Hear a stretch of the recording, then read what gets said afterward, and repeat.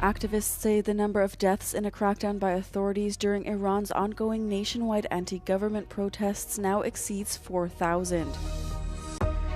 Spain has announced 3 days of mourning following a train collision in Artemis, in which at least 40 people have died. Bulgaria's President Rumen Radev announced he is stepping down, signaling the launch of a bid for Prime Minister ahead of a snap parliamentary election. China's birth rate plunged to its lowest level on record last year, leading to a shrinking population for a fourth straight year. The number of deaths in a crackdown by authorities during Iran's ongoing nationwide anti-government protests now exceeds 4,000, according to the US-based human rights activists news agency. They fear the number will grow far higher as information leaks out of the country, still gripped by the government's decision to shut down the internet. Iranian officials have not given a clear death toll, but Supreme Leader Ayatollah Ali Khamenei acknowledged for the first time on Saturday that the protests had left several thousand people dead, blaming the United States. The agency also reported over 26,000 people had been arrested. Comments from officials have led to fears of some of those detained being put to death. Tensions remain high between the United States and Iran over the crackdown after President Donald Trump drew two red lines: the killing of peaceful protesters and Tehran conducting mass executions in the wake of the demonstrations. Trump has repeatedly vowed to intervene should his administration assess that Iran has crossed those lines. Spain's Prime Minister Pedro Sánchez vows to uncover the truth after 40 people were killed in a train collision, while also announcing 3 days of national mourning. One day after Sunday's tragic accident, Sánchez, accompanied by the Minister of Transport Oscar Puente, paid a visit to the site of the crash in Ademuz, Córdoba. Meanwhile, the regional president of Andalusia explained the difficulties rescuers were facing. La dificultad está en que la maquinaria pesada que estábamos esperando tiene difícil encaje para poder trabajar y poder elevar esos vagones para que puedan trabajar los bomberos y, por tanto, entrar también los médicos forenses, la Guardia Civil y certificar e identificar esas personas fallecidas. Otra opción que podría ser la de ir partiendo, por así decir, los vagones hasta identificar esas personas no fallecidas. Lo que sí parece, y ojalá no fuese así, pero lo que sí parece es que puedan haber personas fallecidas. In an animation, we can see how the back of one of the trains on a straight stretch of the track, which had been renovated in May 2025, derailed and collided with another oncoming train. Transport Minister Puente has described the incident as tremendously strange. As the death toll could rise, 48 people, including 5 children, remain in hospital, according to officials.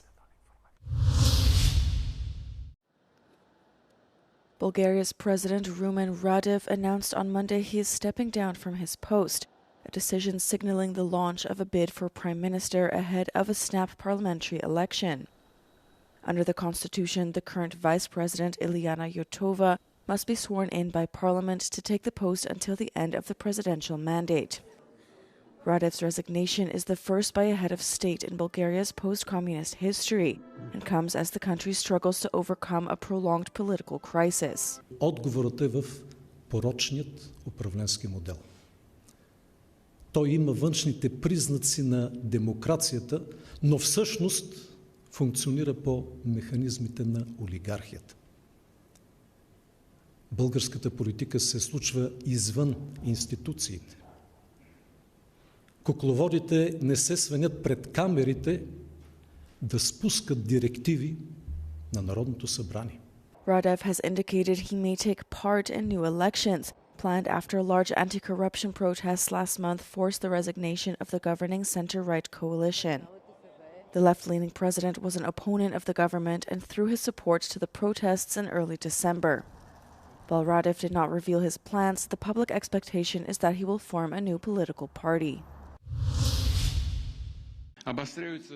Russian President Vladimir Putin has been invited to join US President Trump's Gaza Board of Peace, the Kremlin announced on Monday. At least 60 countries have been invited to join the board by the White House for a price of $1 billion each, intended to help Gaza's rebuild.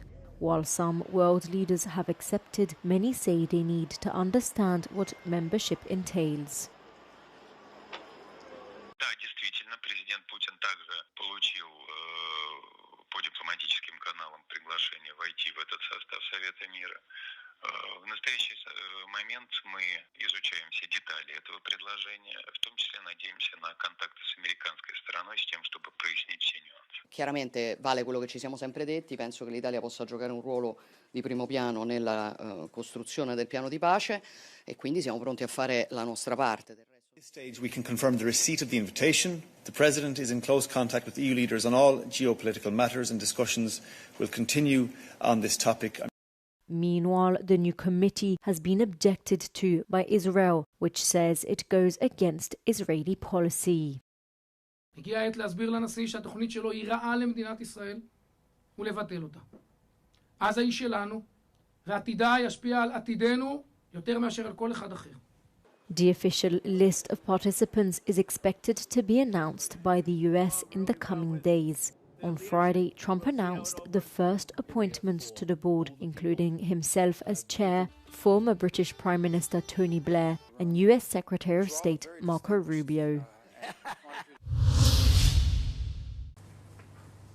China's birth rate plunged to its lowest level on record last year, official data showed on Monday, leading to a shrinking population for a fourth straight year despite efforts to curb the decline.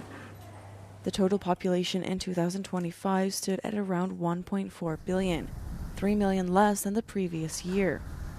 The country is threatened with a demographic crisis after its birth rate halved over the past decade, despite the end of the restrictive one-child policy.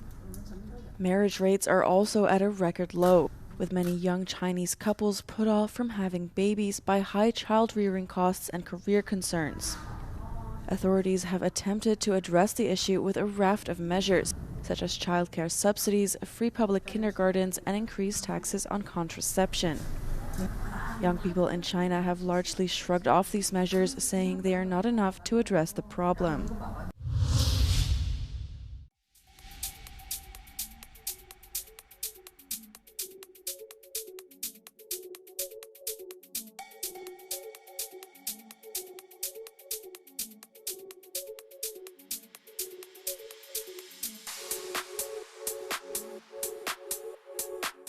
This is a massive milestone for NASA and the Artemis program, because this is going to be the first time that a crew of humans will see the far side of the moon, and is such an important milestone in NASA's eventual goal of getting 2 feet, human feet, back on the lunar surface.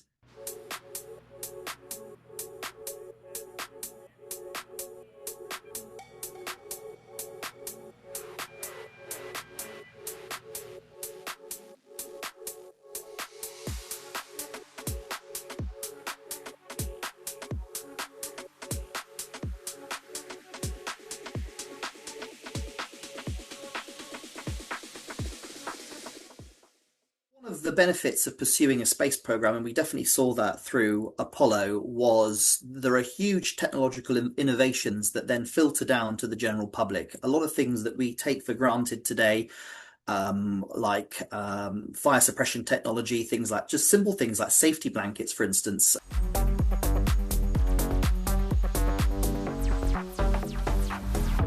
The SLS, the Space Launch System, is designed to be such a large rocket that it's actually capable of perhaps even going a bit further eventually in the future. If NASA continues on this trajectory, it could well see missions to the moon, to Mars, sorry. It could see things going deeper into space, for instance. It's been suggested that it's powerful enough to reach Jupiter, for instance.